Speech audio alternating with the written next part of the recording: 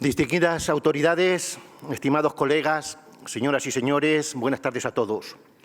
Como vicerrector de Investigación, Ciencia y Doctorado de la Universidad Camil José Cela, les doy la bienvenida y agradezco su presencia en este acto institucional dedicado a la figura de Antoni Gaudí y su tiempo, organizado por la Fundación Adiprope en el marco del ciclo de mesas conmemorativas y muy especialmente a su presidente, don Ignacio Buqueras, que tengo aquí a mi derecha. Les transmito asimismo el saludo de nuestra presidenta, doña Nieves Segovia, y de nuestro rector, el profesor Jaime Olmedo, que lamentablemente no pueden acompañarnos esta tarde. Hablar de Gaudí es, inevitablemente, adentrarse en un territorio donde convergen tradición y modernidad, técnica e intuición, fe y naturaleza. Como señaló el historiador del arte Nikolaus Pevsner, la arquitectura es el reflejo de su época, tanto como la expresión individual de su creador. Y en pocos casos esta afirmación resulta tan pertinente como en el caso de Gaudí. Su obra, pues, no puede entenderse aislada de la Cataluña de finales del siglo XIX y principios del XX. En este sentido, Gaudí se inscribe en el movimiento modernista, como todos sabemos, pero al mismo tiempo yo creo que lo desborda. Y lo desborda porque si el modernismo aspiraba a una renovación estética que integrase todas las artes, lo que en el ideal wagneriano se llamaba la obra de arte total, Gaudí llevó esta aspiración a un extremo radical, donde cada elemento, desde la estructura hasta el más mínimo detalle ornamental, participa de una visión orgánica y unitaria. Como él mismo afirmaba, la originalidad consiste en volver al origen. Y esta sentencia, aparentemente paradójica, nos invita a comprender que su innovación no nace de la ruptura gratuita, sino de una profunda observación de la naturaleza y de una relectura de las tradiciones pasadas. La naturaleza, en efecto, constituye uno de los pilares fundamentales del pensamiento gaudiniano. El gran libro, siempre abierto, que hay que esforzarse en leer, es el de la naturaleza, escribió el arquitecto. En sus formas encontramos no solo inspiración estética, sino también soluciones estructurales. Así, su arquitectura se sitúa en un punto de encuentro entre arte y ciencia, anticipando preocupaciones contemporáneas en torno a la sostenibilidad y también la integración en el entorno, como luego desarrollará algunos de los participantes en la mesa. Pero para comprender plenamente a Gaudí es necesario situarlo en su tiempo. La Barcelona en la que se desarrolla su obra es una ciudad en transformación. La expansión del Eixample, diseñada por Ildefons Cerdà, responde a las necesidades de una sociedad en crecimiento impulsada por la revolución industrial. La burguesía catalana, enriquecida por el comercio y la industria, se convierte en mecenas de las artes, promoviendo la construcción de edificios que no solo cumplen funciones prácticas, sino que también representan estatus, identidad y aspiraciones culturales. En este contexto, figuras como Eusebi Güell desempeñan un papel crucial. Mecenas y amigo de Gaudí, Güell entendió y apoyó su visión, permitiéndole desarrollar proyectos de gran envergadura y libertad creativa. La relación entre ambos ilustra cómo la arquitectura no es únicamente el resultado del genio individual, sino también, y esto es muy importante, de una red de relaciones sociales, económicas y culturales. Como ha señalado el historiador George Kluber, toda obra de arte es un nodo en una red de soluciones a problemas formales. Y en el caso de Gaudí, esta red incluye tanto las tradiciones artesanales como innovaciones técnicas y dinámicas de mecenazgo. No podemos olvidar asimismo la dimensión espiritual de su obra. Gaudí fue un hombre profundamente religioso y su fe católica impregnó de manera importante la forma de concebir la arquitectura. La Sagrada Familia, sin duda, su proyecto más emblemático, no es solo un templo, sino una síntesis de su pensamiento. Y en ella, cada elemento posee un significado simbólico y el conjunto aspira a ser una catequesis en piedra. Como él mismo expresó, el templo de la Sagrada Familia lo hace el pueblo y se refleja en él. Esta afirmación subraya tanto la dimensión colectiva del proyecto como su vocación de trascendencia. En este punto resulta pertinente recordar que el tiempo de Gaudí es también un tiempo de tensiones. La modernidad no se presenta como un proceso lineal y armónico, sino como un campo de conflictos. entre tradición y progreso, entre fe y secularización, entre identidad local y apertura internacional. Y Gaudí, lejos de situarse al margen de estas tensiones, las encarna y las transforma en materia arquitectónica. Su obra puede leerse, por tanto, como una respuesta compleja a los desafíos de su época. El modernismo catalán, en el que se inscribe, es a su vez un fenómeno plural y en este marco Gaudí se distingue por su radicalidad formal y en su búsqueda de un lenguaje propio, contribuyendo a situar la arquitectura catalana en el panorama europeo de su tiempo. Al reflexionar sobre Gaudí y su tiempo nos encontramos también a la cuestión de su legado, muy importante, Ignacio. Su obra ha sido objeto de múltiples interpretaciones, desde la admiración incondicional hasta la incomprensión inicial que suscitó en algunos contemporáneos.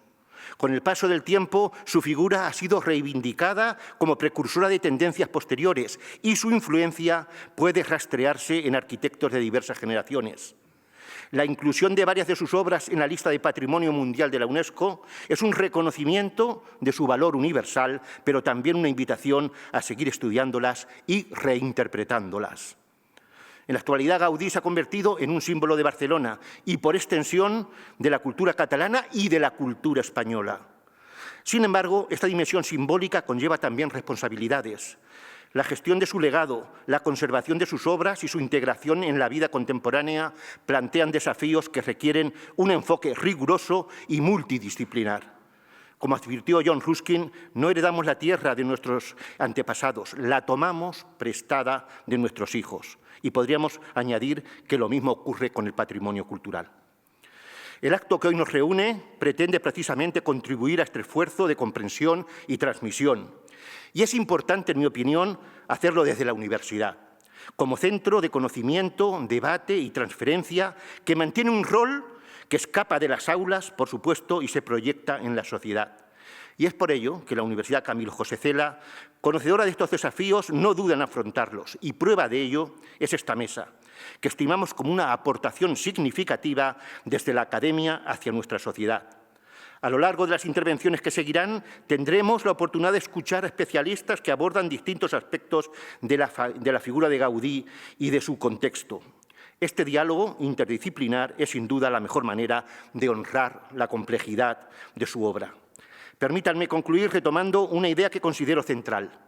Gaudí no es solo un arquitecto del pasado, es, en muchos sentidos, un interlocutor para nuestro presente.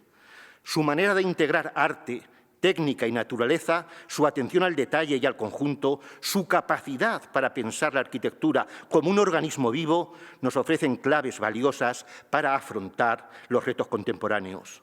Como escribió el propio Gaudí, nada es arte si no proviene de la naturaleza. En esta frase se condensa una visión del mundo que trasciende su tiempo y que nos interpela hoy. Que este acto sirva, por tanto, no solo para recordar su figura, sino también para dialogar con ella, para dejar que sus ideas sigan inspirándonos y para renovar nuestro compromiso con una cultura que, como la suya, aspire a la belleza, a la verdad y al bien común. Muchas gracias.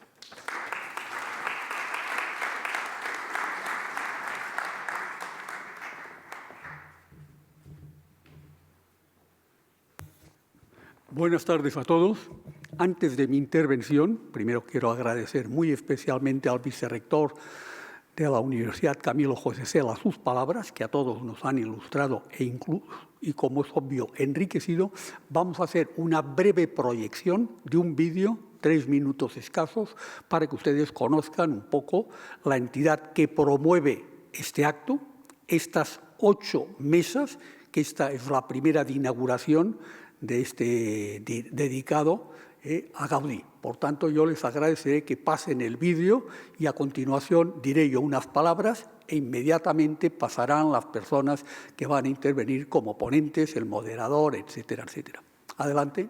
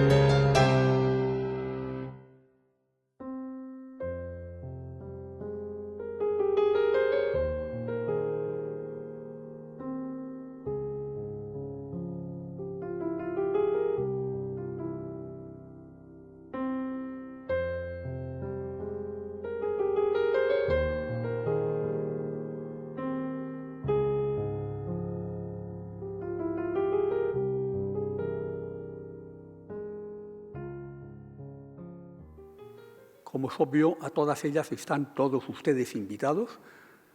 Serán 3 mesas, 3 miércoles del mes de mayo, 4 miércoles del mes, 3 del mes de mayo, 4 del mes de mayo y una el 10 de junio, la última, que es la fecha que es el centenario del fallecimiento de Gaudí, que la vamos a celebrar en la Real Academia de Doctores de España y en la Universidad San Pablo CEU.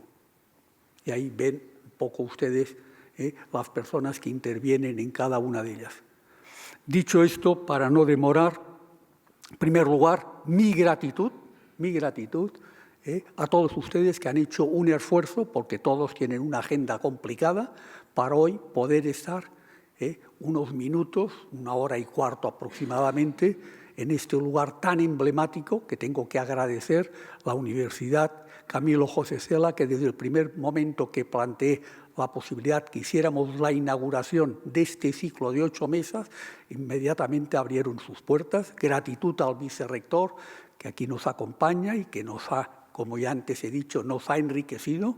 Además, él y yo coincidimos en la Real Academia Europea de Doctores Académicos, y por otra parte, mi gratitud muy especial al moderador de la mesa, un viejo amigo, podríamos decir, director general de Servimedia, y por otra parte, los 3 ponentes, 2 de ellos directivos importantes de un centro Gaudí Madrid, de singular importancia, y otro, concretamente, León, tiene uno de los edificios emblemáticos de Gaudí, y él, concretamente, Carlos, es persona fundamental en esto.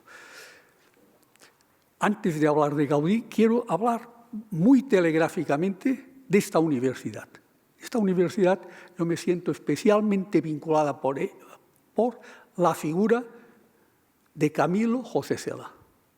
Tengo que recordar telegráficamente a algunos de ustedes que han estado en la Fundación Independiente que yo presidí durante determinados años. La Fundación Independiente en un momento determinado dijo: vamos a nombrar anualmente un español universal.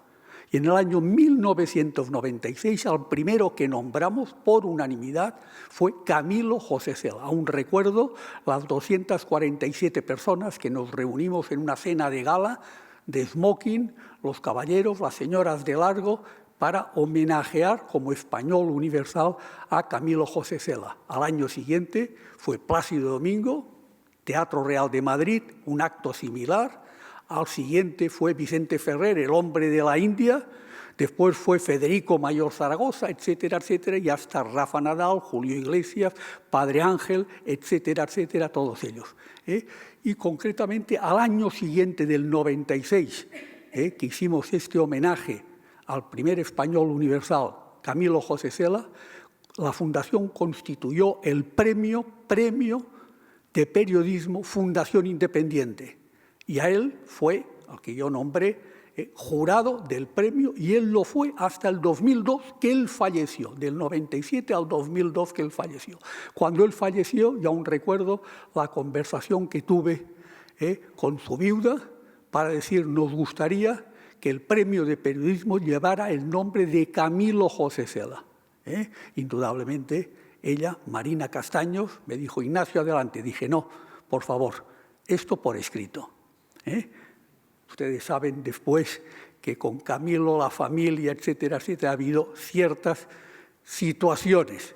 Por tanto, me curé un poco en salud y concretamente esto.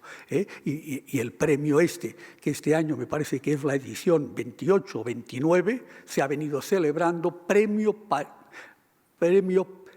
Fundación Independiente de Periodismo Camilo José Cela. Por tanto, me vincula especialmente, y también me vincula especialmente esta universidad la figura de Felipe, el presidente creador de esto, que coincidíamos los dos en el club, en el tema del mar, Real Academia de la Mar, etcétera, etcétera. Por tanto, cuando me dijeron adelante, pues fue un motivo de satisfacción, porque es de las entidades con las que ha habido una especial esto. decirles también a ustedes que este año estamos celebrando, el día de hoy, estamos celebrando el Día Mundial del Arte. Esto pocos españoles saben, que en el año 2023 la UNESCO declaró el 15 de abril Día Mundial del Arte. ¿Y por qué declaró este Día Mundial del Arte? Que por otra parte, esto es uno de los motivos de haber iniciado el ciclo esta fecha, porque indudablemente Gaudí es parte del arte, sus monumentos, su obra, todo, era un hombre esto. Porque concretamente en el año 1452, tal día como hoy, falleció Leonardo da Vinci. Y la UNESCO, a su memoria, desde el año 2023, cada año el día celebra el Día Mundial. Por tanto, bienvenidos al Día Mundial del Arte, que para nosotros tiene una especial vinculación con la figura de Sela y de Gaudí, como es lógico, de Gaudí. Dicho esto, también indicarles que lo que hoy hemos iniciado tiene un precedente. En el año 2002 fue el año del 150 aniversario del nacimiento de Gaudí. Y la Fundación Independiente, que en aquellos momentos yo presidía, consideró importante organizar aquí en Madrid 6 mesas redondas. El fruto de las 6 mesas redondas está este libro, Gaudí en Madrid, lo mismo que vamos a hacer con motivo de las 8 mesas, con todas las intervenciones que se produzcan, aparte de las personas de ponentes, etcétera, etcétera. Dicho todo esto, este precedente que consideramos importante, porque parte de la historia y de la cultura y de la persona de Gaudí, es indicar que pocos también españoles saben que de los cientos o miles y cientos de miles de arquitectos que ha habido en el mundo estos últimos 100 años, el único arquitecto que ha sido distinguido 7 veces por 7 construcciones importantes suyas por parte de la UNESCO es Antonio Gaudí. Concretamente, hay 7 de los monumentos declarados de la UNESCO que pertenecen a Gaudí, y esto ustedes pueden repasar todos los arquitectos, que hay muchos de ellos, que sus obras han sido declaradas Patrimonio de la Humanidad. El único que tiene 7 es concretamente Gaudí. Por tanto, creo que estos son motivos más que importantes para que la figura de Gaudí, y esto sí, les pediría a todos ustedes un cierto compromiso,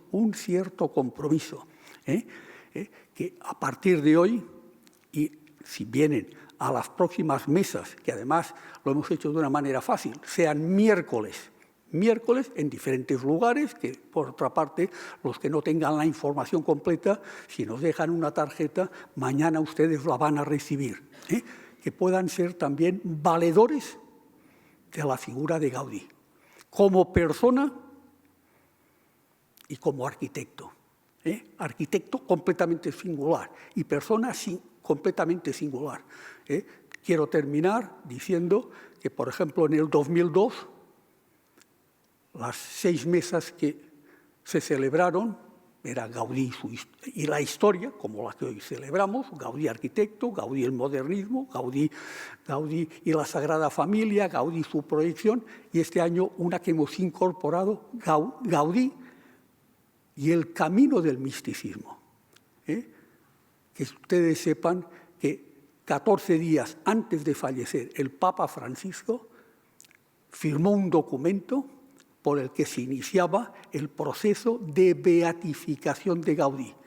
Y si dentro de aproximadamente 2 meses el Papa León XIV va a estar en Barcelona, es para estar en la Sagrada Familia y continuar en este proceso. Por tanto, la figura de Gaudí no solamente tiene un valor como figura, como persona, sino también este aspecto tan importante como es trasladar una espiritualidad en su obra y en todo lo que él realizó. El último año de su vida vivió en la Sagrada Familia. Muchas gracias a todos ustedes por su atención y empezamos inmediatamente la mesa que va concretamente a moderar concretamente José Manuel. Adelante.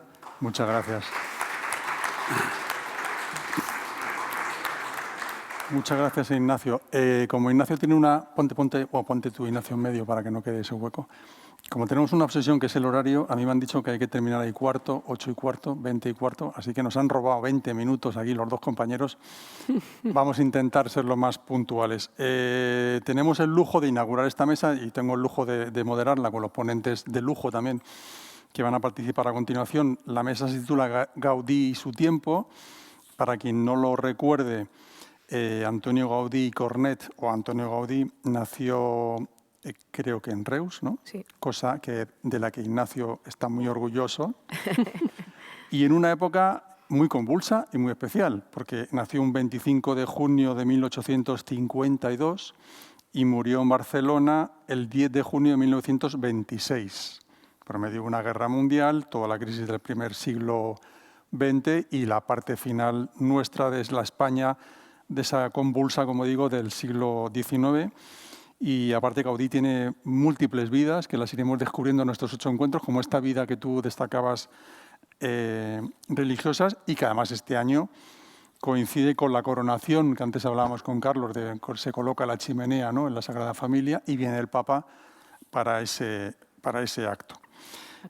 Bueno, tenemos a 3 personas, como digo, de mucho nivel y mucho conocimiento del mundo de Gaudí. Voy a empezar por Carlos Varela, que es conservador jefe del Museo de la Casa Botines de Gaudí. Él es natural de León, con lo cual dirigir la Casa Botines, para ti entiendo que es este Museo de Casa Botines de Gaudí, conservador jefe, pues es como un orgullo, ¿no?, para un leonés. Será lo máximo. Claro. Sí, sí, totalmente.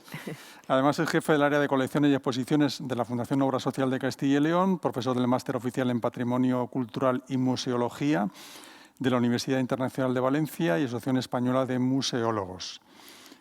Por supuesto, como digo, natural de León. También tengo a mi lado a María Eugenia García Bermejo, que es licenciada en Historia del Arte por la Universidad Complutense de Madrid. Ella participó en una ponencia de un segundo Congreso Mundial en Barcelona con un título que era Un texto que preservar en el banco del Parque Güell. Sí. Qué curioso, ¿no?, el texto que preservar. No sé, ya nos contarás un día en qué consiste ese texto. Sí. Profesora de Historia en el Colegio de Educación Secundaria Nuestra Señora de la Merced de Chamartín, muy cerca de aquí, ¿no? Ha venido andando, prácticamente. Sí. E investigadora sobre la obra de Gaudí, además secretaria del Centro Gaudí de Madrid. Yo no sabía que había un Centro Gaudí en Madrid, y aquí Ignacio nos ha ilustrado. Y por último tenemos a Javier Franco Alegre, arquitecto de la Escuela de Arquitectura de la Universidad Politécnica de Madrid. Él realizó un estudio sobre la obra del arquitecto vinculado con la arquitectura madrileña en la primera mitad del siglo XX, Fernando Arbós y Tremanti, que tuvo el premio Koan 1988 a la mejor publicación. Lleva más de 35 años de experiencia en empresas de promoción inmobiliaria, ingenierías, gestiona proyectos desde centros comerciales hasta auditorías inmobiliarias. O sea que haces un poco de todo, por lo que veo, desde un estudio que se llama Estudio Real, hacemos un poco de propaganda. Quien quiera visitar esta empresa de reformas integrales de viviendas inmobiliarias, ya te llamaremos. Y también es miembro del Centro Gaudí de Madrid del año 2002 y participó activamente en las Jornadas Nacionales de Gaudí, que también organizó Ignacio. Así que sin más, Carlos, cuando quieras empiezas a hablar. Bueno, ¿quieres hablar tú primero? Bueno, pues empieza María Eugenia. Sí, sí. Las mujeres primero. Vale. Sí, hacemos el otro. Ningún problema. Sí, primero vale. María Eugenia, luego... Vale. Agradecer a la universidad que nos acoge y también a Adipropie que nos brinda la oportunidad de estar aquí. Y sin más empiezo. Como hemos dicho, Antonio Gaudí nació en Reus, Tarragona, en 1852. Finales del siglo XIX, segunda mitad. Uno de los más convulsos de la historia de España. El siglo comenzó con el reinado de Carlos IV y el gobierno de Godoy. Tras los problemas del motín de Aranjuez se produjo la invasión napoleónica, la entrega de España a Francia y la consiguiente rebelión de los españoles. En 1808 fue ocupada por las tropas de Napoleón y tras el comienzo de la Guerra de la Independencia Española, nosotros veremos que se dividirá y será incorporada al Imperio francés con 4 departamentos. El expolio que sufrió esta región fue muy similar al del resto de España. El monasterio de Poblet fue un claro ejemplo donde los soldados franceses, al abrir las tumbas de los reyes de la corona de Aragón buscando joyas o metales preciosos, generaron gran daño al patrimonio. Tras la derrota napoleónica y el reinado de Fernando VII, el conflicto por la sucesión entre el infante Carlos María Isidro y los partidarios de Isabel dio lugar a la Primera Guerra Carlista, que se prolongaría hasta 1840. La victoria de los liberales dio pie al desarrollo de la Revolución burguesa bajo el reinado de Isabel. Los vencedores se dividieron en moderados y progresistas. En 1834, bajo el gobierno de los liberales que apoyan a Isabel, Mendizábal desamortizó las propiedades religiosas. Esta desamortización terminó por deteriorar el monasterio de Poblet. Antonio Gaudí pretendió, junto a sus amigos de juventud y de Instituto de Reus, Eduardo Toda y Josep Ribera, restaurar íntegramente el monasterio de Poblet, cuando éste se encontraba en un estado de ruina total. El proyecto fue gestado en el 1870, cuando Gaudí solo tenía 18 años, y fue una iniciativa utópica, compartida con sus compañeros, pero que años después Eduardo Toda retomaría y permitiría recuperar la estructura y lo que quedaba del Panteón. Hoy, los sepulcros que se ven son reconstrucciones sobre los fragmentos originales que sobrevivieron a aquel siglo de expolios. Durante la infancia de nuestro arquitecto, Cataluña estaba inmersa en pleno proceso de industrialización.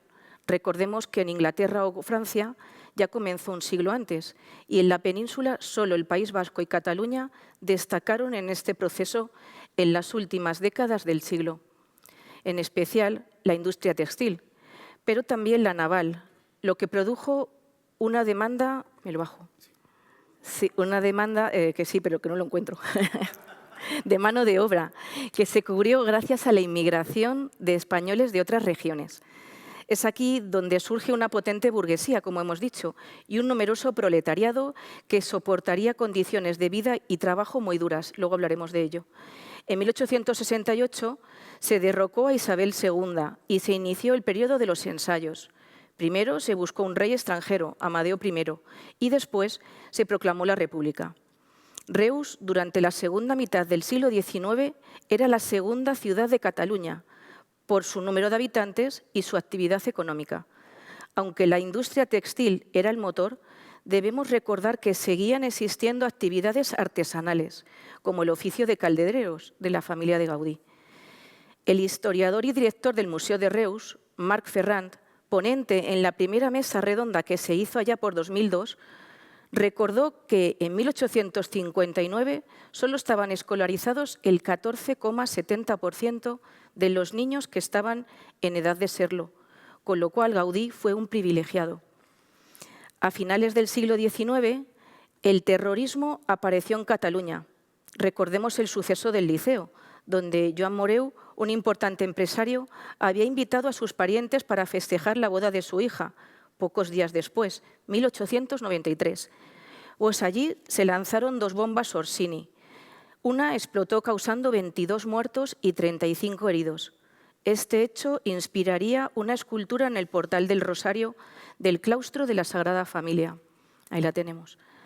Recordemos que Gaudí había tratado mucho a esta familia en relación a la cooperativa mataronense y además había estado, y tal vez lo seguía estando, enamorado de Pepita Moreu, prima de la novia antes mencionada.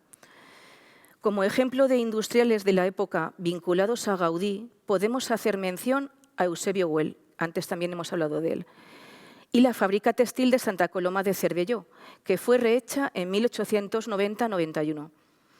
En 1910 trabajaban allí más de 1.200 obreros, para los que se construyen 150 casas, comercios, un ateneo, escuelas, campo de fútbol.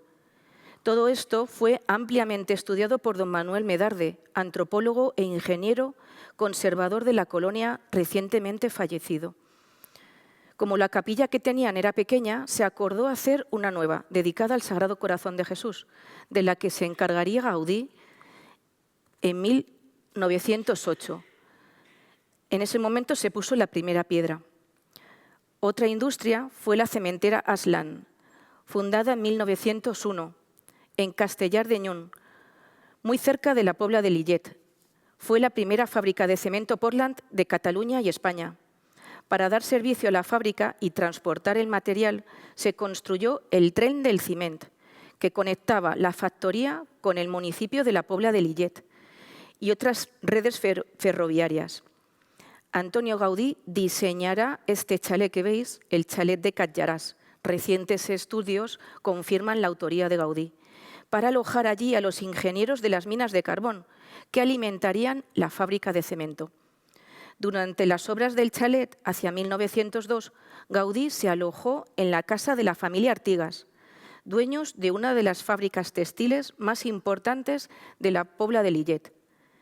En señal de gratitud por el trato recibido, Gaudí les regaló el diseño de este jardín, en un terreno que la familia tenía justo al lado de su fábrica y a orillas del río Llobregat, que se puede ver ahí un poquito.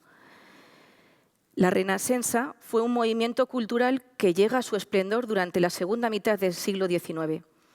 Su nombre surgió de la voluntad de hacer renacer el catalán como lengua literaria y de cultura, después de siglos de decadencia. Los autores más importantes fueron Joan Maragall, que con sus constantes escapadas para admirar las primicias de la creatividad de Gaudí en la Sagrada Familia, daba muestras de que ambos estaban muy compenetrados. O Jacinto Verdaguer, capellán del Marqués de Comillas, que pudo conocer a Gaudí en el Palacio Güell. Y Buenaventura Carlos Aribau. En el estilo de la Renacença predominan los sentimientos, la exaltación patriótica y los temas históricos. La lengua utilizada mezclaba sentimientos y hacía una exaltación patriótica. La lengua utilizaba cultismos y neologismos con palabras de la cultura popular. El inicio de la Renacença se sitúa tradicionalmente en 1833, cuando se produjo la publicación de la Oda a la Patria de Carlos Aribau.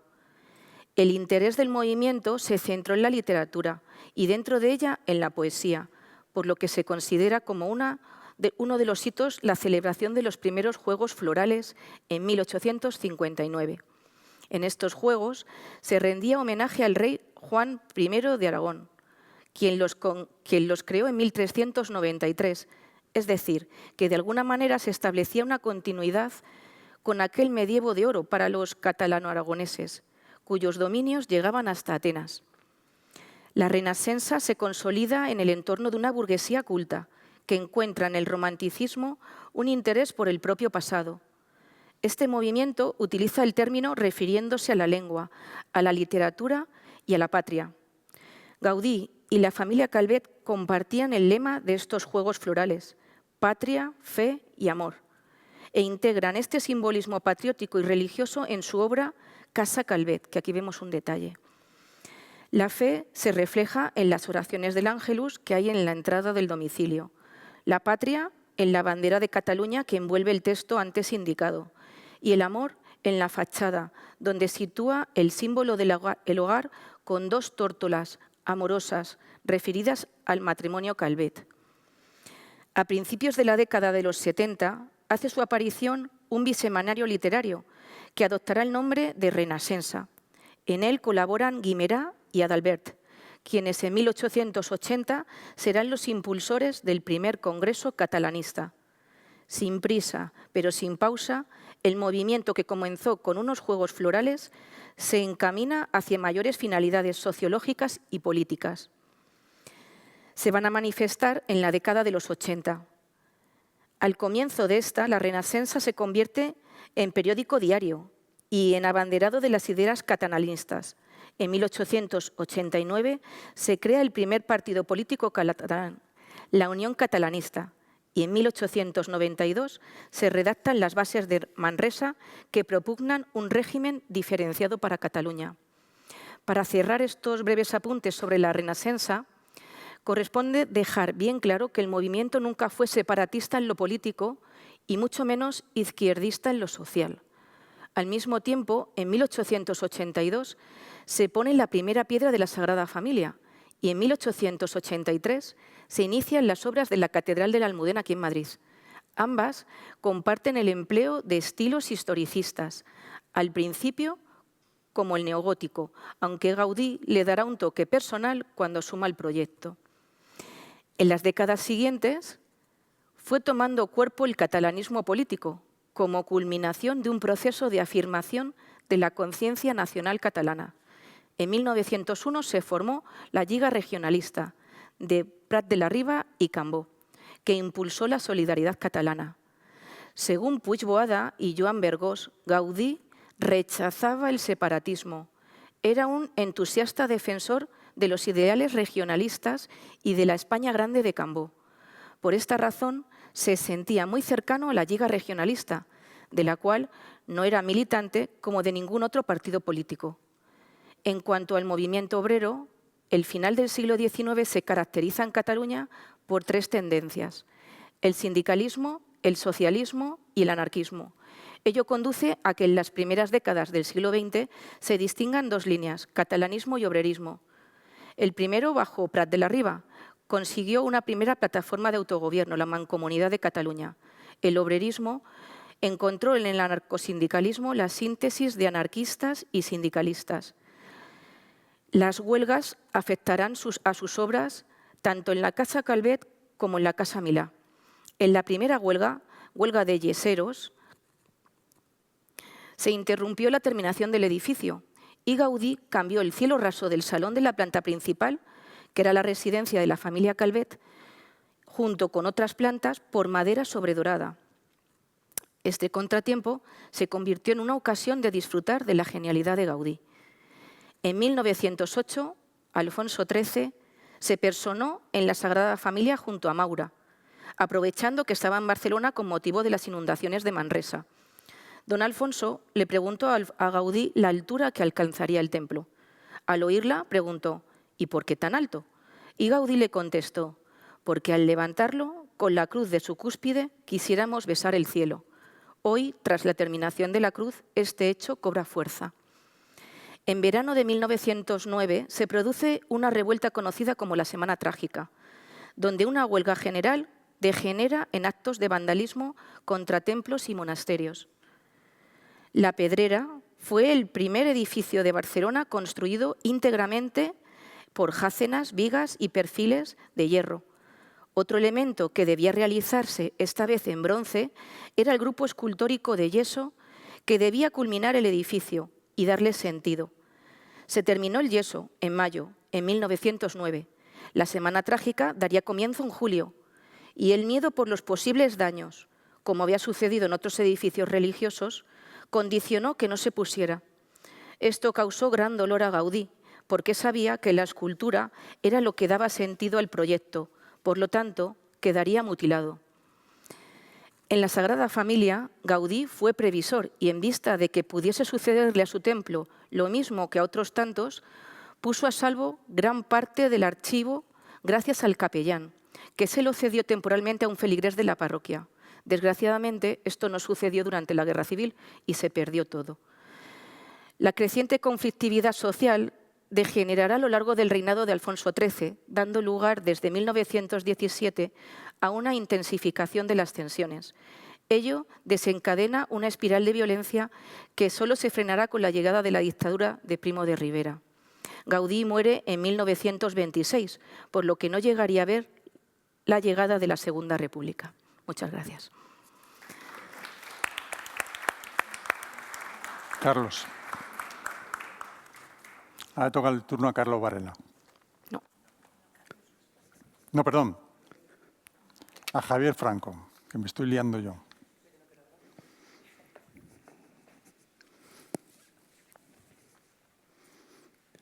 Bueno, buenas tardes a todos. Gracias a la universidad, gracias Ignacio por organizar estas mesas desde Adiprope. Y yo les quería contar una cosita personal.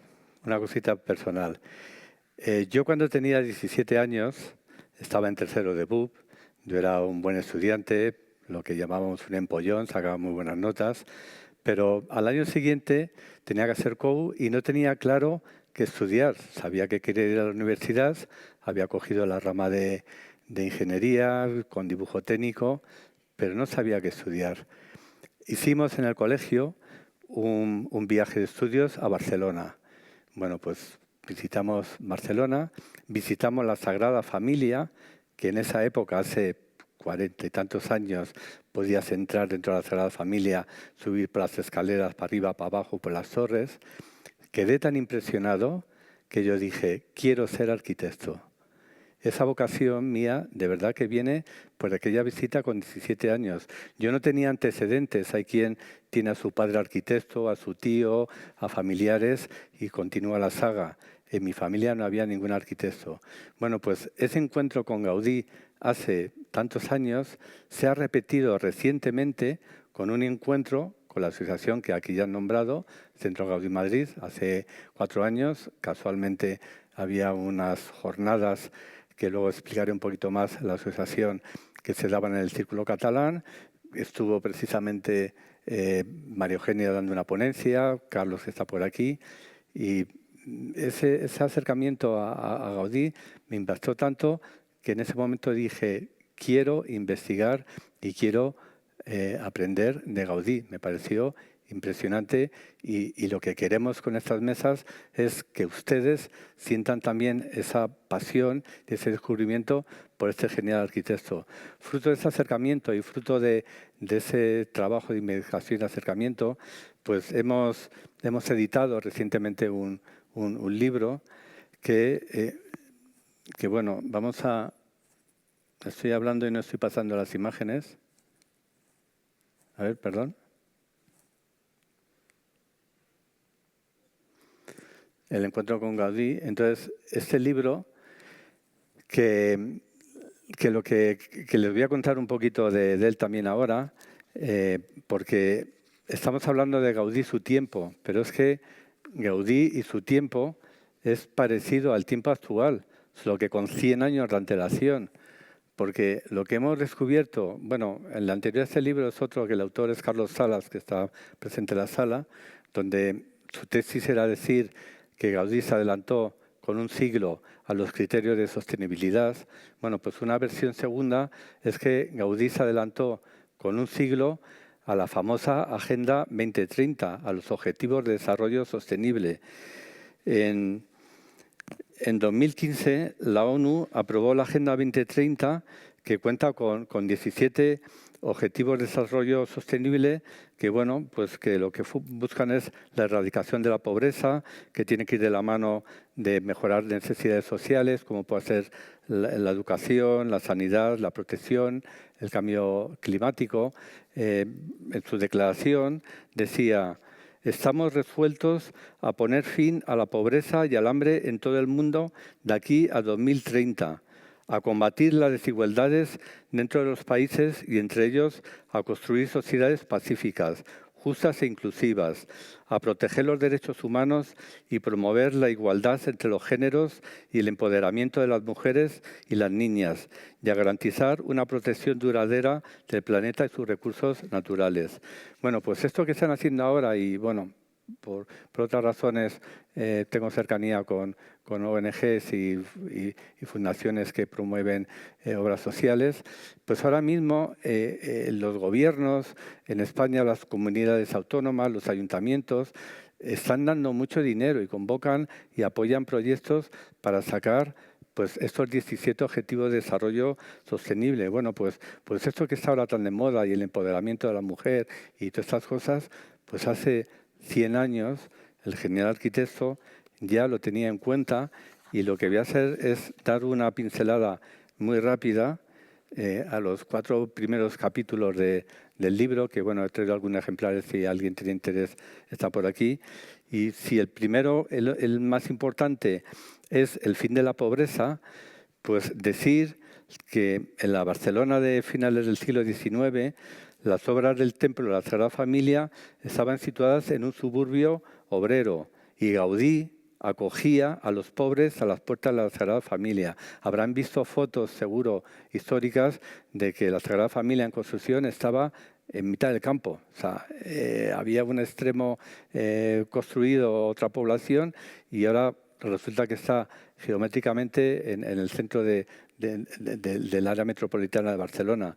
Bueno, pues ahí construyendo, diversos pintores como Gimeno, como Nonel, como Joaquín Mir, pues el colorido que había allí, las obras, las personas que estaban, los animales, pues les llamaba la atención, y estando Joaquín Mir empezando a pintar, se le acercó Gaudí y Gaudí le preguntó: ¿qué vas a hacer? ¿Qué vas a pintar aquí? Le dijo: quiero pintar la Sagrada Familia, pero con los pobres que nacen aquí.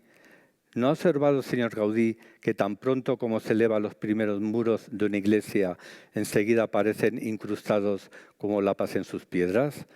A ello, Gaudí exclamó, entusiasmado por el grafismo de la comparación. Dijo Gaudí: es cierto, pero ¿dónde podrían acogerse mejor que al abrigo del templo, que es la caridad cristiana? Bueno, tenemos constancia también que Gaudí, en su onomástica, en su santo, San Antonio Abad, y por Pascua también, pues daba un donativo generoso a su parroquia, que tuvo distintas parroquias a lo largo de su vida, pero bueno, San Joan, por ejemplo, era una de ellas. Pues daba un donativo, daba limosna para atender a los pobres, para atender las necesidades, y también se ha documentado el apositio que forma parte del proceso de canonización, de beatificación de Gaudí, bueno, primero de declararle siervo, que es lo que ha explicado Ignacio, el Papa Francisco una semana antes de morir. Bueno, pues ahí hay testimonios, hay cartas de amigos, de gente cercana a Gaudí que le pedía ayuda y él generosamente les atendía y atendía la pobreza. Siguiendo con los objetivos, el segundo, hambre cero, pues decir que efectivamente se preocupaba por los pobres, por paliar el hambre, y era un defensor, recogemos ese texto, de la sobriedad y de la generosidad, y en concreto cómo se refería a la comida, que decía: los que comen más de lo necesario son unos glotones que malversan sus energías y comprometen su salud. Tiene que comerse para vivir y no vivir para comer. Pues qué forma de repartir los alimentos y comer solo lo necesario, no todo lo que hacemos. Hacía también festejos, organizaciones. Esto es un evento, una merienda durante la construcción de la Sagrada Familia. Tercer objetivo, salud y bienestar. Gaudí, en sus edificios, Gaudí, cualquier arquitecto de nuestros tiempos, a lo mejor hace pues, del orden de 5, 6, 10 proyectos por año. En su larga trayectoria de proyección, pues a lo mejor un arquitecto ha participado en 40, 50, 100 proyectos. Gaudí participó en muy pocos proyectos, están contados, pero eran proyectos de gran envergadura, donde atendía todo y bajaba al detalle de la manivela, de todo. Y bueno, pues son soluciones ergonómicas lo que hacía. Y por ejemplo, lo que ponemos aquí, en el Parque Güell, pidió a uno de sus trabajadores que se sentara. Habían hecho una base con yeso, estando fresco, se sentó, dejó la huella de sus posaderas, y esa forma ergonómica fue la que dio lugar al banco que tenemos en Parque Güell, y más cosas, porque investigaba, como en esas mesas van a ver, pues todo lo que hacía Gaudí en investigación. Con la educación de calidad que se pretende también, pues Gaudí se preocupó que los hijos de sus trabajadores tuvieran formación, y se construyó en un espacio cercano a la obra de la Sagrada Familia. Allí ve la construcción, que bueno, se movió de sitio, pero bueno, la construcción es la misma, que lo pagó Gaudí de su bolsillo. En esa época fueron 9.000 pesetas. Hizo una construcción donde albergaba 110, 150 alumnos que tenían un patio, un jardín para clases de jardinería, y los hijos de los trabajadores tenían formación gratuita. Hemos oído antes el dato de la poca escolarización que había. Bueno, pues Gaudí con sus trabajadores, con los hijos de sus trabajadores, se preocupó por la formación. Pero no solo en lo material o en lo arquitectónico, bueno, también es un ejemplo de construcción, como con muy poco dinero construir de formas alabeadas esos muros curvos para que con un ladrillo puesto de canto, que es lo más barato que existe, no un ladrillo puesto de lado, pues se construyera y bueno, pues solo costó 9.000 pesetas de entonces, ¿vale? Pero decía, se preocupó también del método pedagógico, que primero fue el de Andrés Manjón, fundador de las escuelas del Ave María de Granada, y más adelante un método innovador, el método Montessori, pues el que se impartió en las escuelas de la Sagrada Familia. Bueno, pues esto es así hasta el número 17, él lo recoge el libro, la tesis que hemos sacado, porque constantemente se están sacando investigaciones y libros sobre Gaudí, porque es inagotable. O sea, siempre que entras en Gaudí encuentras algo, descubres algo y seguirán saliendo. Este año, el año del centenario, están saliendo muchas publicaciones. Pero en el contexto de la época, y volvemos un poco a Gaudí su tiempo, Gaudí, en los edificios civiles de viviendas, antes hemos escuchado algunas pinceladas, como en la Pedrera, en Casa Milá, era un basamento para sostener la imagen de la Virgen, pero que no se llevó a cabo por la Semana Trágica. Pero sí queda ahí la leyenda, como en la Casa Calvet, bueno, como las cruces que corona pues la Casa Bayó. Eso son ejemplos, pero más claros son los edificios religiosos en los que participó Gaudí. Gaudí no se entiende, lo hemos oído antes también, desde la fe. O sea, quien no explica a Gaudí desde la fe no entiende la profundidad y todo la justificación de su obra. Tenemos los ejemplos del Palacio Episcopal de Astorga, el convento de las Teresianas, que en el convento de las Teresianas Gaudí se metió a fondo, a fondo con las moradas de Santa Teresa y cómo para hacer ese edificio pues creó una morada para esa comunidad religiosa en ese convento y es un ejemplo de luz con arcos parabólicos, bueno, fantástico. La cripta que hemos mencionado de la colonia Güell, que la cripta de la colonia Güell se construyó solo la parte baja porque arriba había una iglesia que no se llevó a cabo porque falleció el señor Güell, pero fue un laboratorio porque lo que hacía en la cripta, que tenía medios porque pagaba el señor Güell, le servía para luego hacerlo en la Sagrada Familia. O otra obra que hizo importante, que motivo del cambio de la liturgia, fue la intervención en la Catedral de Mallorca. Gaudí, como todo arquitecto, le vienen los encargos por contactos, que diríamos, por relación, el primo, el otro, el cuñado del señor Güell. Bueno, pues tenía otra línea de trabajo, de clientes, que eran los religiosos. Tuvo muy buena relación con el obispo de Astorga, Joan Grau, cuando le encargó, porque era de Reus, se le conocía, anteriormente había trabajado en Tarragona, entonces le encargó el Palacio de Astorga, pasó bastantes temporadas largas en Astorga, viviendo en el seminario y paseos y conversaciones con ese obispo que bueno, pues le marcó, o sea, pues fue formación, igualmente con el obispo de Vic, Josep Torras, que bueno, pues le sacó del famoso, ese que casi se muere, aquella Cuaresma que hizo unos ejercicios, bueno, pues fue personalmente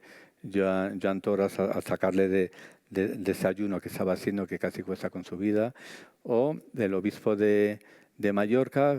Bueno, cuando murió el obispo de Astorga, dejó el proyecto lo diré, del Palacio Episcopal, se terminó con otros arquitectos, y con el obispo Campins le llamó también para hacer la Catedral de Mallorca, que hay unos elementos muy comunes con la Sagrada Familia. Y entonces, en este contexto religioso de la época, porque tenía mucha formación y bueno, pues dedicaba rato Gaudí a la lectura, a la formación, a la espiritualidad, quiero señalar el pontificado de León XIII. León XIII tuvo un pontificado de 25 años, de los más largos de la historia, que Gaudí le correspondió desde que tenía 26, desde los 26 hasta los 51 años. Luego fue prácticamente contemporáneo de gran parte de su vida profesional. Bueno, pues el Papa León XIII sacó la Rerum Novarum, que ligado con el libro que les he mencionado antes y también hacemos referencia, también es un antecedente con un siglo de antelación a todo lo que estamos buscando y persiguiendo ahora. Porque en la encíclica Rerum Novarum se abordan cuestiones sociales y económicas cruciales para la época, como era la situación de los obreros en el marco del capitalismo industrial, el papel del Estado, la propiedad privada y la justicia social. Aunque redactada en el siglo XIX, los principios son muy similares a lo que antes les he contado de la Agenda 2030 y los objetivos que estamos buscando, que tienen también como finalidad erradicar la pobreza, proteger al planeta y asegurar la prosperidad de todos. Tiene varios apartados y quiero señalar algunos de ellos, que era, por ejemplo, uno de los temas centrales era la dignidad del trabajo humano y la necesidad de garantizar condiciones laborales justas. El Papa León XIII denuncia los abusos del capitalismo desenfrenado, reivindica el derecho de los trabajadores a un salario justo, al descanso y a la asociación como los sindicatos. O sea, ya hemos visto el contexto de la revolución industrial y todo lo que había en Barcelona industrial, ¿no? Pues esto era contemporáneo. La encíclica defiende el derecho natural a la propiedad privada en oposición a la ideología del socialismo que estaba en la época. También subraya la propiedad privada debe ejercerse en función del bien común. León XIII señala que la pobreza estructural es una injusticia que debe ser combatida y que el Estado debe intervenir para proteger a los más vulnerables. A ver, lo que nos viene a decir es que no pasa nada porque haya pobres y ricos, no pasa nada. Lo que pasa es que los ricos tienen que ser generosos y atender a los pobres. Eso es lo que queremos, eso son los fines. No se trata de que seamos todos igual como ha pasado en regímenes socialistas, que al final todos son igual de pobres, entonces todos son pobres, salvo una clase dirigente que sí que se hace rica. Entonces es un defensor de la propiedad privada porque no pasa nada, porque esos bienes que tiene una persona los administra y los pone al bien común, que es de lo que se trata. Reconoce también León XIII el desarrollo humano integral que requiere educación y formación moral. Aunque no se expresa en los términos actuales, la encíclica reconoce el valor de cultivar las virtudes y el conocimiento como medios para elevar la dignidad humana. Hace también un llamamiento a proteger a los pobres, a los trabajadores, a las mujeres y a los niños, a los más vulnerables. Esta opción preferencial pues vuelve a ser vigente. Hay otro papel que intenta defender, que es el papel del Estado, que por supuesto debe intervenir en los derechos de los ciudadanos para que no sean vulnerados. Debe actuar como garante de la justicia social y a su vez promueve el papel activo de asociaciones intermedias como los sindicatos, las cooperativas y las organizaciones civiles. O sea, todo esto hace 124 años. Introduce también que las decisiones deben tomarse en el nivel más cercano posible al ciudadano y que el Estado no debe absorber funciones que puedan realizar adecuadamente comunidades más pequeñas o individuos. O sea, en vez de que todo se haga desde el Estado, pues dar paso a ayuntamientos, a comunidades, a organismos más cercanos, bueno, pues a asociaciones de vecinos, o sea, descentralizar para llegar al pecano. Ya. Vale. Y por último, una pincelada sin más del Centro Gaudí Madrid, que aquí estamos varios socios. Ignacio Buquera fue nuestro presidente desde la pandemia que levantó el centro, seguimos otros miembros. Lo que hacemos básicamente son cursos, conferencias, talleres. Lo más importante son las jornadas nacionales que hacemos en el mes de octubre, que con la Semana de Arquitectura, aunque este año lo vamos a hacer en León, en Museo Casa Botines. Son jornadas de 2 días, viernes y sábados, con ponentes, conferencias, donde investigamos sobre Gaudí. Hacemos también viajes culturales, todo siempre en el mes de junio. Alternamos Barcelona con fuera de Barcelona. Hemos hecho la ruta Torne norte, tenemos previsto ir a Mallorca también, y hacemos también puntuales. Pues hemos estado en la inauguración de las Torres de los Evangelistas en el 2024, en el centenario reciente de la Torre San Bernabé, la única que vio Gaudí terminada en vida. Y si Dios quiere, en junio estaremos en la coronación, en la consagración de la Torre de Jesucristo, el 10 de junio. Sin más, muchas gracias.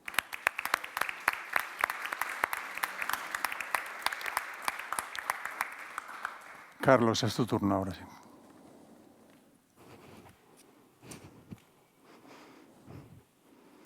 Bueno, me voy a cronometrar para no pasarme de tiempo, porque si no les tengo que invitar a cenar y son muchos. Bueno, pues muchas gracias a Diprope y a su presidente, don Ignacio Buqueras, por la amable invitación a participar en esta mesa. También al vicerrector, a la universidad, por acogernos en este espacio. Y, por supuesto, pues a mis compañeros de mesa que han dado estas interesantísimas comunicaciones, ¿no? Como Eugenia ha hablado un poquito del contexto histórico-social de la Cataluña y la Barcelona de la época, y Javier ha abordado más en profundidad toda la parte de espiritualidad, ¿no? Religiosidad, pues yo he decidido que les voy a hablar un poco sobre el contexto urbanístico, ¿no?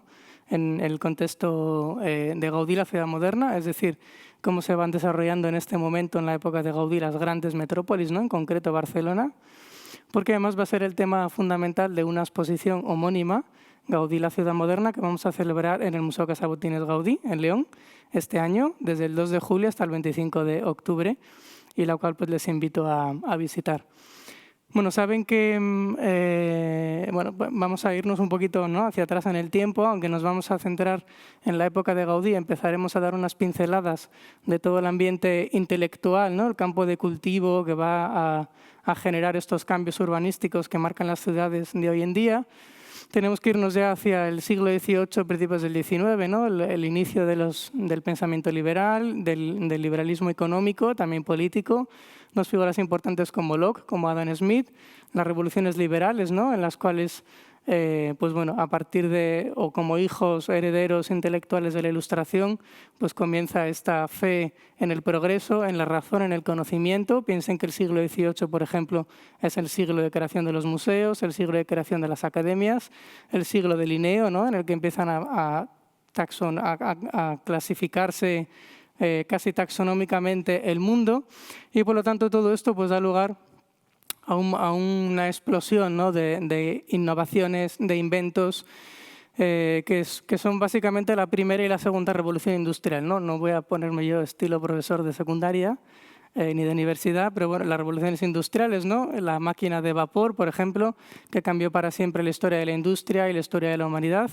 Se ha dicho, Eric Hobsbawm, por ejemplo, el gran historiador británico, lo recuerda constantemente, como en prácticamente 50 años, a principios del siglo XIX, se producen más inventos y más innovaciones que en todo el resto de años de la historia de la humanidad, prácticamente, pero esto también pues da lugar a situaciones pues poco interesantes, ¿no?, deseables, como la del trabajo infantil, que en parte ha abordado María Eugenia. Bueno, esto hace todo este gran crecimiento de la industria, este gran crecimiento de las fábricas, ¿no?, que sea necesario traer mano de obra, y por lo tanto se produce un gran éxodo rural. Personas de los pueblos se van a las ciudades, situaciones de hacinamiento, malas condiciones de vida, barrios poco planificados, y por lo tanto empiezan a surgir en toda Europa, primeramente en las grandes capitales, luego va llegando a ciudades más pequeñas, pues todos estos proyectos de ampliación y de reforma, ¿no?, de las ciudades. El Ringstrasse, por ejemplo, en Viena, piensen que estamos en 1857 hasta 1870, igual que el Plan Haussmann, que desarrolla el barón Haussmann por encargo de Napoleón III, ¿no?, este gran proyecto no solamente de ampliación, sino también fundamentalmente de renovación, de modernización de París. Estamos entre 1852, año en que nace Gaudí, y 1870, ¿no? También va a llegar, obviamente, a España. tenemos que hablar del Plan Cerdá, que además está aquí en Madrid, en la Academia de Bellas Artes de San Fernando. El Plan Cerdá que desarrolla el ingeniero Ildefons Cerdá en 1859 y que cambia radicalmente la ciudad de Barcelona.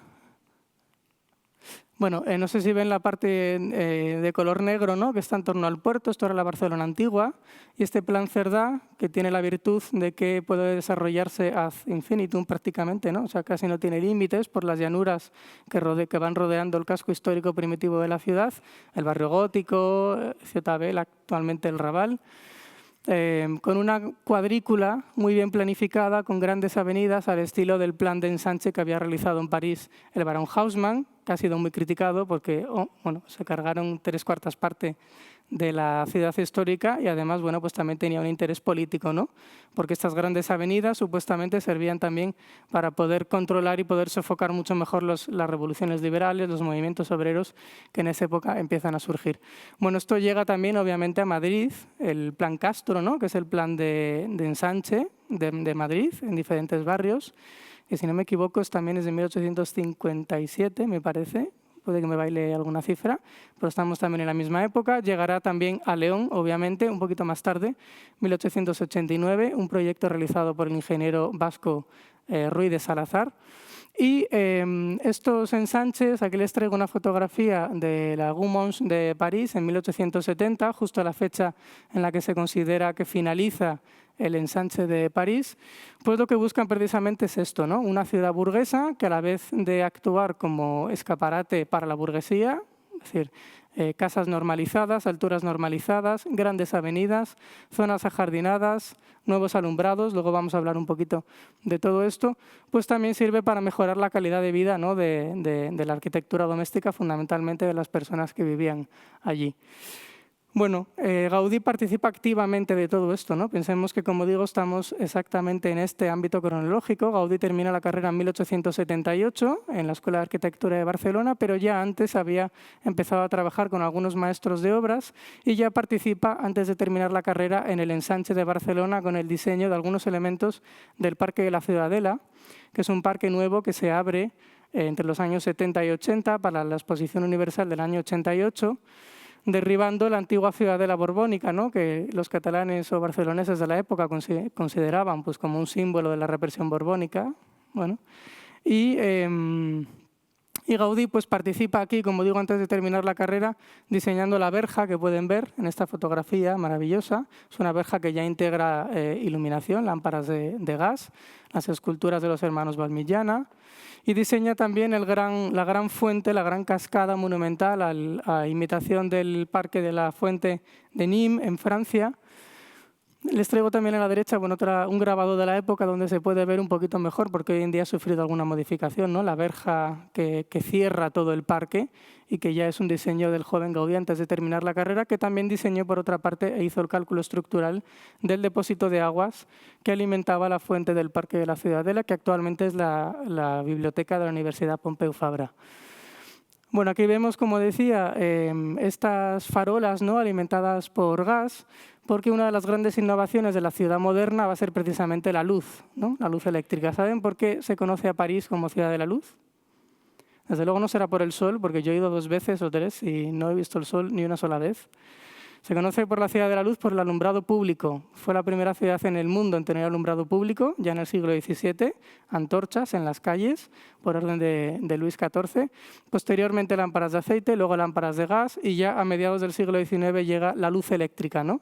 Edison inventa la bombilla en los años 70 del 19, pero ya se había descubierto, ¿no?, la electricidad unos años antes. Aquí les traigo un grabado de la construcción del plan de ensanche utilizando luz eléctrica para poder trabajar por la noche. Estos son condiciones laborales.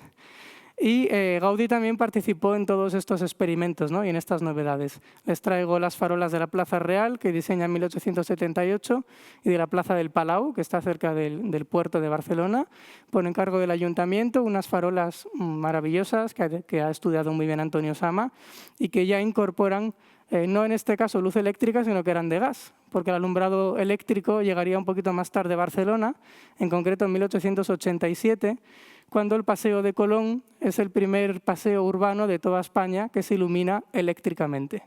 por la Sociedad Catalana de Electricidad, actualmente Naturgy. Y no trabajo para Naturgy, o sea que no... Pero había habido otra población anterior que había recibido antes que Barcelona la luz eléctrica, que había sido Comillas, por influjo precisamente del marqués de Comillas, que era de allí. Bueno, Gaudí también realiza un gran proyecto, ¿no?, para iluminar eléctricamente la ciudad, que es el proyecto de la Muralla del Mar. Aquí les traigo un dibujo que realiza Gaudí y otro dibujo. El dibujo de la izquierda que pueden ver arriba es el proyecto urbanístico, ¿no?, de iluminación de la Muralla del Mar, una zona nueva de Barcelona en torno al puerto. Gaudí proyecta 8 grandes farolas monumentales de muchísimos metros de altura dedicadas a las glorias catalanas, ¿no?, las glorias de las conquistas de los catalanes entre el siglo XV y XVIII fundamentalmente. Y a la derecha un dibujo de detalle que realiza Gaudí. Ambas son 2 piezas, por ejemplo, que podrán ver si van a la Casa Botines en verano. Espacio publicitario. Y junto con la electricidad pues también llega otra innovación, ¿no?, que es el agua corriente, no solamente a las ciudades y a los hogares, sino también, por ejemplo, a los parques públicos, grandes fuentes, grandes cascadas.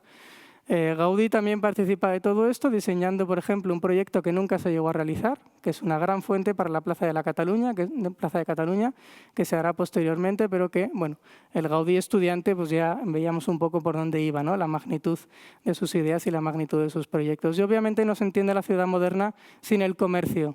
La ciudad moderna es un escaparate, pero también es un escaparate de escaparates. Porque, bueno, aquí les traigo una foto del París de la época, ¿no?, las Galerías Lafayette. Y de todo esto también participó Gaudí, no solamente a través de las exposiciones universales, sino también diseñando muchos comercios, muchas tiendas. Por ejemplo, la farmacia Givert del año 1879, una farmacia que ya no existe, ya no se conserva, o la propia Casa Botines en León estaba pensada para tener una tienda, una gran tienda, unos grandes almacenes textiles y una casa de banca en la planta baja. Por supuesto, que no se puede hablar de ciudad moderna sin hablar de la Manzana de la Discordia, ¿no?, en Barcelona, en el Paseo de Gracia, donde tenemos la Casa Batlló de Gaudí, la Casa Matller de Puig i Cadafal. Llegué al límite, pero si me permiten, hablo un minuto más y termino. Y la Casa Joan Morera de Domènech i Montaner. Y, por supuesto, esta nueva arquitectura que se desarrolla en estas nuevas ciudades modernas, pues Gaudí también la implanta en sus proyectos. Les traigo una foto de la Casa Botines, aquí se la presento, si no la conocían, que es el mítico edificio haussmanniano, es decir, el edificio francés con la estructura francesa que Haussmann diseña para el ensanche de París, en el que la planta baja y el semisótano se dedican a espacio comercial. Una primera planta noble bien diferenciada, como ven, por las ventanas y por las líneas de imposta, sería el lugar donde viven los propietarios de la casa, los nuevos burgueses, y a partir de ahí la vivienda o el edificio se estratifica en función del poder económico, ¿no?, con viviendas de alquiler, 3 pisos de vivienda de alquiler y una buhardilla con una cubierta muy inclinada, recubierta de pizarra para, en el caso de París, aguantar las lluvias y en el caso de León, el frío y las nieves. Y esto es un poquito lo que les quería contar al respecto de Gaudí y la ciudad moderna. Espero que nos podamos ver en verano en León y gracias por su atención.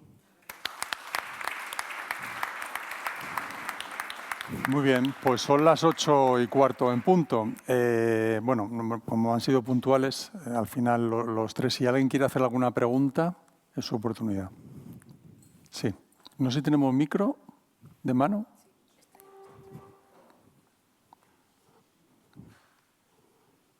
Yo digo porque como se está emitiendo en streaming, pues para que alguien nos escuche. Sí, bueno, en primer lugar, enhorabuena a todos.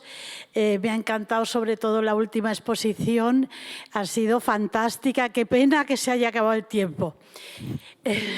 También quería decir a mi querido Ignacio, todas estas mesas que estás sacando, una sugerencia para el año que viene, las mujeres, porque realmente todas estas casas, el señor Güell lo pagaba, pero la señora Güell, Isabel Bru, que tenía 10 hijos, tenía que organizar toda la parafernalia de esos 10 hijos, donde comían, todo el servicio, etcétera, etcétera.